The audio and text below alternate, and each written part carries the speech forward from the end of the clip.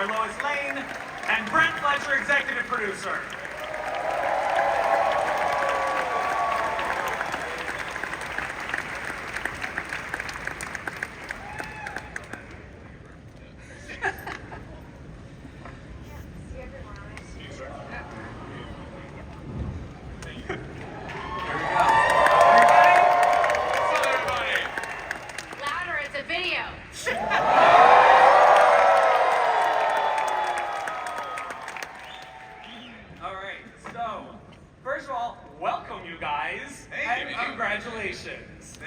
This has been a spectacular run.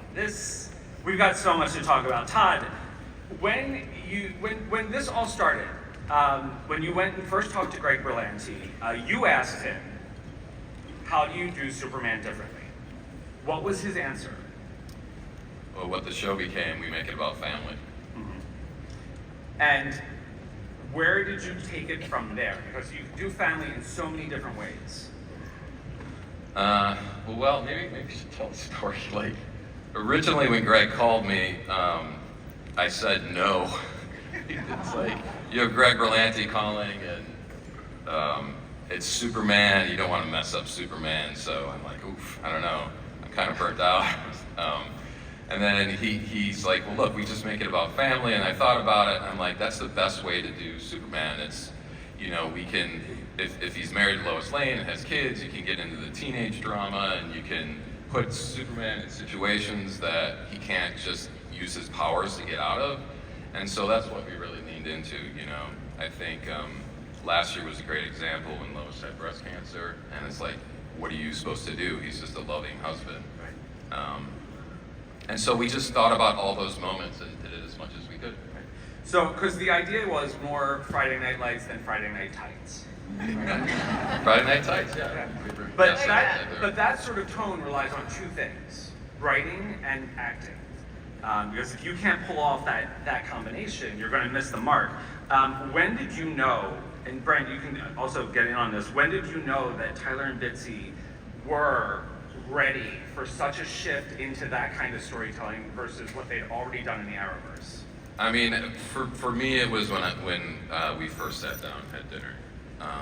I obviously was a big fan of both of them. I wasn't there when to see Tyler.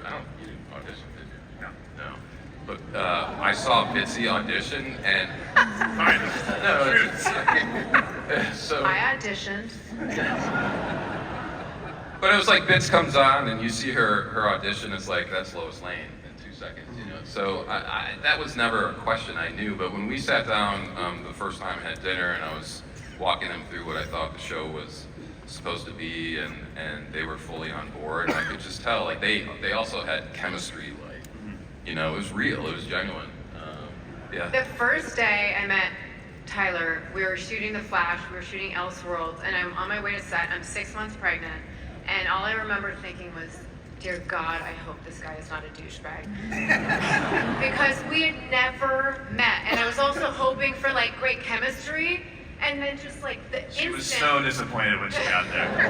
No, it was just magical, and we got so lucky. And I remember going to set that day being so nervous, like, this really needs to work. Because I had been told ahead of time that there was a small chance that if the fans really liked me and Tyler together, that it was possible that they would give us our own show. So I was like, I really hope this works, but I don't know about this guy. And it worked out well. Brent, when did you start? Because you've been with the show since the pilot. Yeah. When did you start to see that chemistry, that personal connection between Bitsy and Tyler that you guys knew you could start writing to? I mean, I think from the pilot, that pilot is so strong. When that came in, all doubts were erased. And then for us, it was a little bit trying to make them, you say Friday Night Lights, trying to make them the couple that's the best couple on television, And every time we wrote something to that, they delivered. So it was like, oh, okay, we can add this to this and this to this, and it just kept improving. And I honestly believe to this day they're the best couple on television right now. Absolutely. Hands down. And like honestly, I'm 150 years old. I've seen a lot of Lois and Superman pairings. And first of all, you look at Tyler Hoechlin and you're like, oh yes, he was genetically modified to play Superman. Like that kid probably had a cake with his diapers. But watching you two and the way Lois was established in that pilot of getting that essence of who Lois Lane has always been. When we started to watch it, I was like, oh, and the cool thing is, again, for different ages, this is a Lois and Superman that we will always hold on to.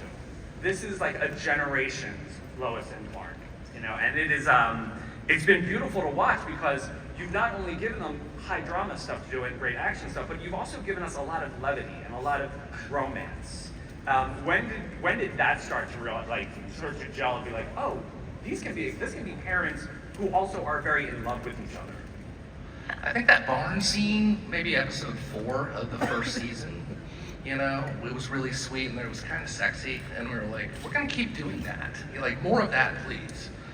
And then there was that great episode, I think it was Greg's 11, the whole flashback episode where they kind of meet and start falling in love. That was really fun. Yeah. Yeah, there's that scene at the Daily Planet where you hit on him for the first time.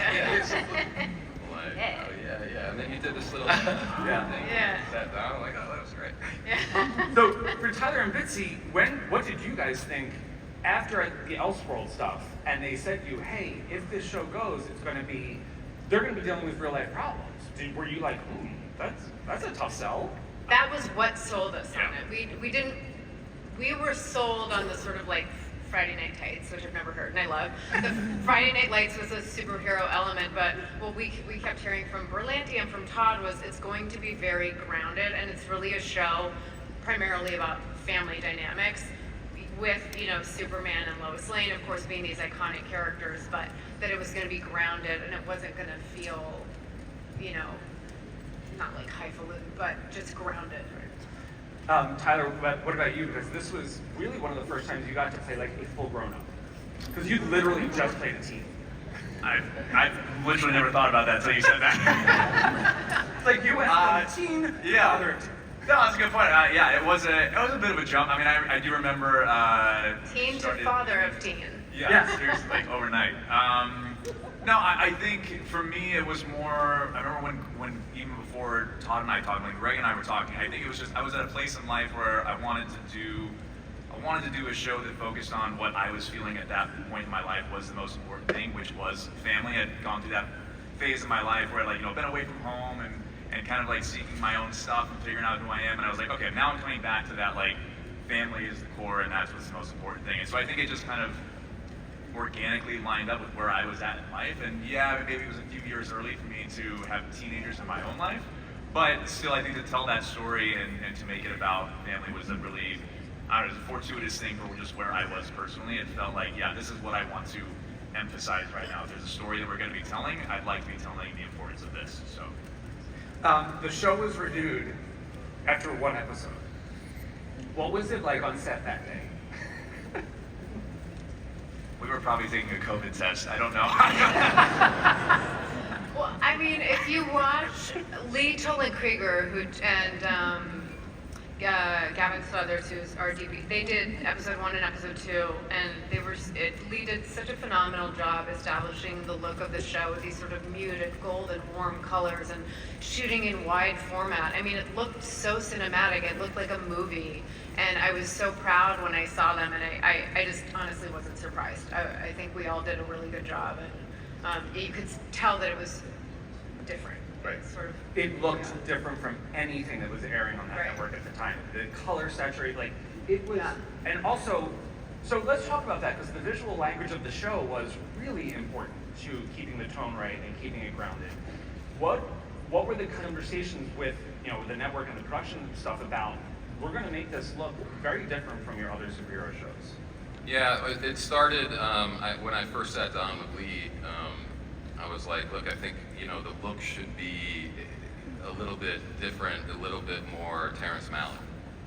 So it's Kansas, it's summer, even though we shot in Vancouver in the winter. Thanks. And Lee was 1,000% in, and he's so visually astute. He's exceptionally good at that, and so all the DPs that he interviewed, and Gavin came on, and there's still to this day, or not now, but up until we wrapped, there was in the writer's office, there were all the analogs, the shows, and then so Lee is just a very passionate, convincing person. So he's like, I'm gonna call Mark Pedowitz and I'm gonna ask him, and Mark was so awesome.